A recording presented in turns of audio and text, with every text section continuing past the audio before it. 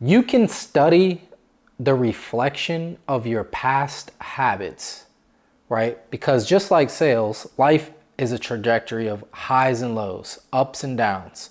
And if you've watched any of the videos on this channel about the Kabbalion and different, Hermetic philosophies and stuff like that, I should have a video on there that's about skip the swing. And that's going to be the gist of this video is learning how to skip the swing, right? Think of a pendulum that just swings back and forth. And in one polarity, you have the things that you want, like happiness, money, sales, good leads. And on the other end, you have the other version of yourself, right? Or the non-preferences, right? Maybe debt, sadness, depression, laziness, maybe you're not eating good on this time. Now that that pendulum never really sits still. It's always moving in one direction or the other. And so how do you master your moods and essentially skip the swing, right? You want to kind of stay in this general area.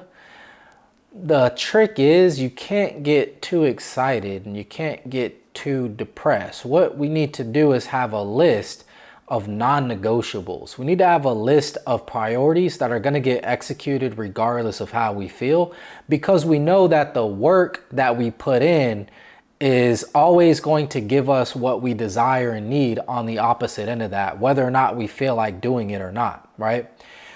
Think of it like this. You're running a race. You got to do 4 laps around the track. You have this guy on this side who's happy as shit to run those laps. And then you have this guy on this side who doesn't want to run the laps, right? If they both operated from their feelings, they both would lose. The happy guy would only run the race because he's happy as shit. The sad guy would not run the race because he's just not happy. And I think me and you, we both can agree, right? That the happy guy and the sad guy could easily switch places tomorrow. Something could happen in their life that makes the happy guy sad and the sad guy happy. So that's kind of where skip the swing comes in at. You realize that in order to burn these calories, in order to finish this race, I just have to put one foot in front of the other, regardless of how I feel, and just complete the 4 laps. What is your 4 laps, right? The non-negotiables for me is in place because what it's going to do, it's going to higher my frequency from a lower one, a lower frequency of negativity, right? And instead of starting at a plain, even keel field, I like to just consider myself as like inherently not a happy person as soon as I get up. I used to say some pretty fucked up shit to my mom whenever I used to wake up. She used to wake me up in the morning for school and stuff, and I used to get so mad, but it was just for no other reason that I was tired and I didn't even know what I was saying half the time. I was just not really awake. I wasn't a morning person, if you will, right? So what I do is I have these non-negotiables in place that no matter how I feel, once they're completed, it's gonna automatically increase the resonance in my frequency, right? It's not woo-wah either. So like wake up early and just get a workout in. And it just has to be before I get on the phones. It has to be before my meeting, okay? I need to get the blood flowing, the oxygen going to my brain rapidly, and it releases the endorphins, guys. It's literally that freaking simple. So if I do that, regardless of how I feel, I know that by the time I get on the phones, before I make the dial, before I show up to the meeting, I'm gonna be in a better mindset.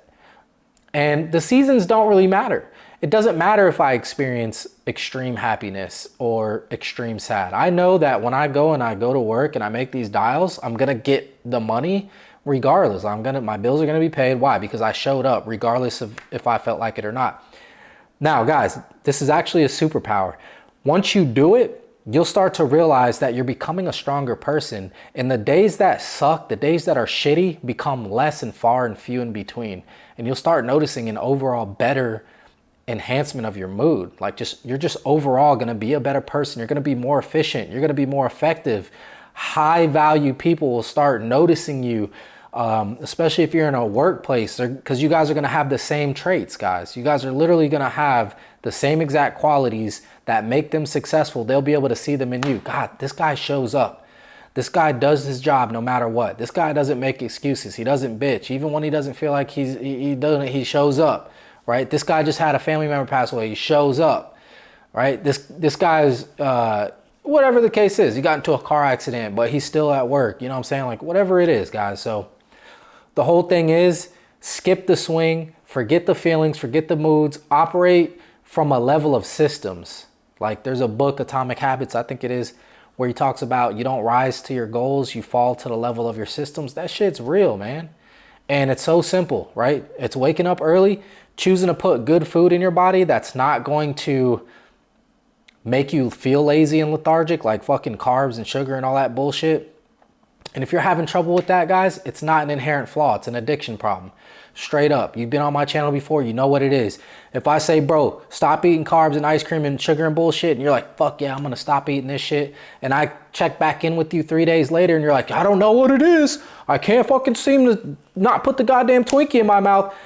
Duh, it's an addiction problem. It's not a you problem. You just don't see it for an addiction, but that's really what it is. And that's a lot of our problems. And you're not really going to know that until you decide to put that shit down.